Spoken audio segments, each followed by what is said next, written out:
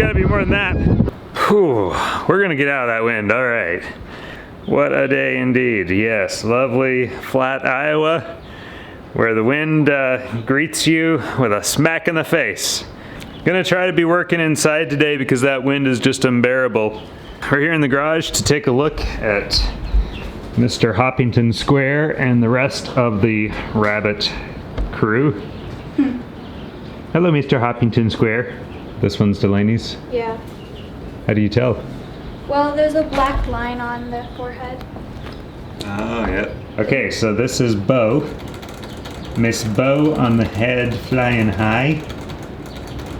And that's Roxanne.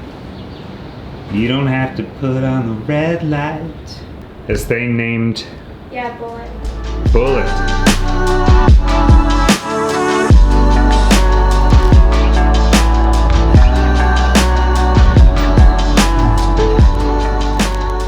All of our little chicks are doing good.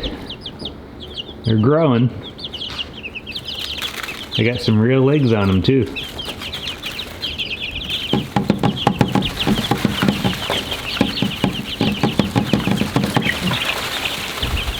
There's the flock.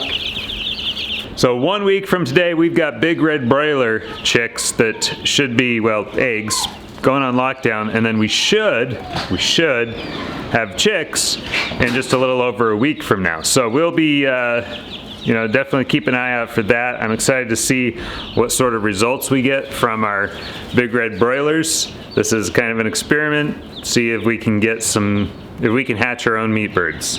If it doesn't work out, we're early enough in the year that I believe, we'll probably do a couple of batches of meat birds from Murray McMurray or Whelp or any of those hatcheries that are around here. This is just temporary here. We are gonna get this hung once I get the hardware to hang it. Well, we've got this set up here. The way it's set up, it just makes it harder for us to come in here and take care of them. So we've got this tarp down to catch the urine, but I also wanna soak that up so that it doesn't start to really smell.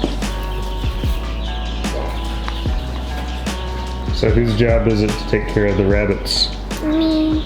Alright, so with the way things are going with this high wind today, this is actually maybe a really good thing. I gotta get out to the pasture to clear that, to move logs and to move trees, move branches, move brush. I gotta get out there to clear that, but I can't in really good conscience be doing a lot of that while the ground is wet and soft, and I'm gonna be just ripping it to shreds, tearing it up. So this is actually maybe a really good thing in the sense that this high wind is gonna help dry stuff out a little bit. Then I'm gonna be able to get out there, move around without ripping everything up with the tractor. So, you gotta look on the bright side of things. This high wind sucks. Today it's not fun, but tomorrow I'm gonna have dry ground to work on, so hopefully we don't get more rain right after I say that, and then watch, we get more rain tomorrow.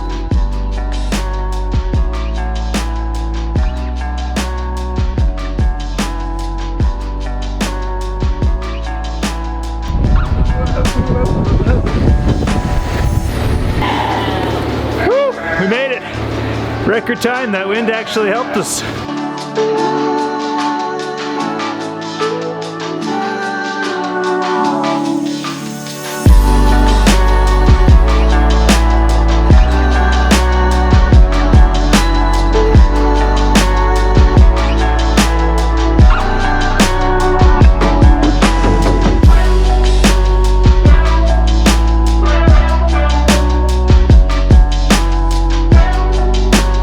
So as with most things last year, we just had no organization whatsoever to our system. So we are bringing a little organization to it. It's a little late here, but we have a nice, more or less open and cleaner than usual garage. So we decided we'd pull everything out of the freezers, inventory it, because we've got items that we feed only to the dogs, and we've got items that we eat ourselves, and then we've got items that we would eat, but they haven't been prepared yet. You know, we've got whole big bags, 20-pound bags of just breasts that have been cut, put in a big bulk bag because at the time we just needed to get them frozen. So we'll have to thaw those out and then individually package those. All sorts of stuff here laid across 2 8-foot tables. We have 3 freezers in here,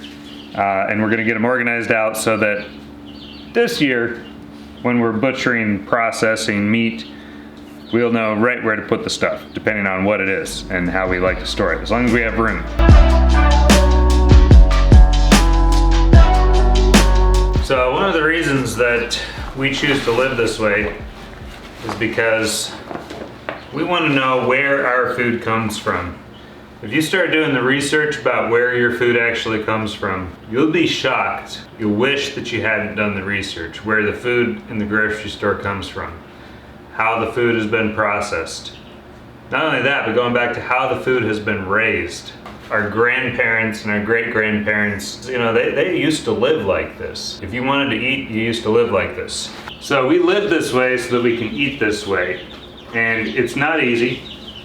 And it is a way for us to eat, yes, a more expensive diet inexpensively because we're raising the food ourselves. And we get to offset some of those costs by raising a few extra and selling those to friends, family. It has a lot to do with the diet that our animals are eating. We are familiar with the saying, garbage in, garbage out, right? So if you put garbage into your body, you know that you're basically giving your body garbage to use for its building blocks. If you give your food garbage to use for its building blocks, and its building blocks that you're eating are garbage, it's muscle, it's fat, the organs, anything that you're eating from the animal, if you've been giving it garbage, then you're eating garbage when you eat the garbage that they've been eating and turning it into muscle and fat and all of that. So we got a total of 93 out of 121 eggs that we incubated. So that's about 76, 77%. That's a pretty good hatch rate.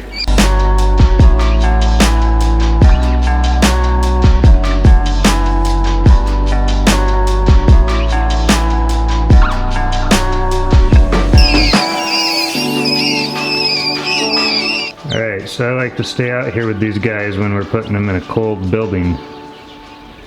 We do have a heat plate over here for them, but sometimes they'll get lost over in a corner and they'll just sit there. It's 60 degrees in here, but even still, that's too cold for these little chicks. They need a lot higher temperature. So I've been watching this little guy. He's been over here in this corner for over 10 minutes, just cheeping his heart out.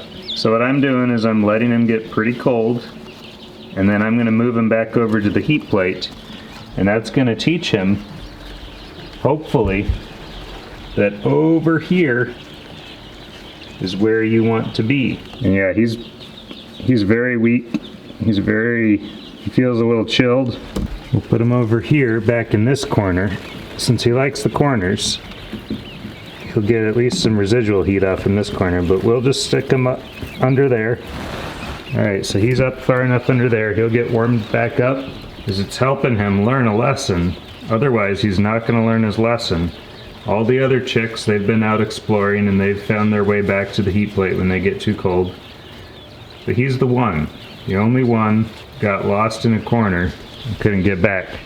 Now I can't stay out here all night. It's almost 12 o'clock. I did want to stay out here with these guys because I was afraid this was going to happen. I was afraid we were going to get one that ran into a corner and just kind of got lost. I don't know what it is about corners, but we've woken up in the morning, come out to check on them, and we'll find 1 or 2 dead off, lost in a corner.